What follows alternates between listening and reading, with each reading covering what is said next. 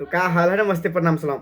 Finally बता दे कि इतने दिन बाद तो एक मूवी रिलीज हो जाता है। गन्नाई फिल्म से गाना आने वाला है, कमरिया पतरे पतरे। उसका पोस्ट एक आया है कि भाई अब जो गाना आएगा, अगला प्रोजेक्ट वो कमरिया पतरे पतरे रहेगा, जो गन्नाई फिल्म से गाना आएगा।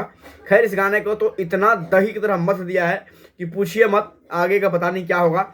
और उसको रोकने का रीजन ये था, पुदीना गाना आने वाला था और ये गाना बहुत ही लाजवाब अभी भी कंटिन्यू है, लेकिन जितना होना चाहिए उतना नहीं है। इसका ओनली वन जिम्मेवार है ये जो अपने आप को फलना स्टार बोलते हैं, फलना लाल यादव जो है, ये है इस गाने का पूरा जिम्मेवार। अगर इस गाने पे व्यूज कम अभी है या जा रहा है, तो खैर कोई कम है नहीं, ये 20 मिलियन से ऊपर, 22 मिलियन अभी जब मैं देख रहा हूँ, वीडियो बना रहा हूँ, 22 मिलियन प्लस व्यूज है।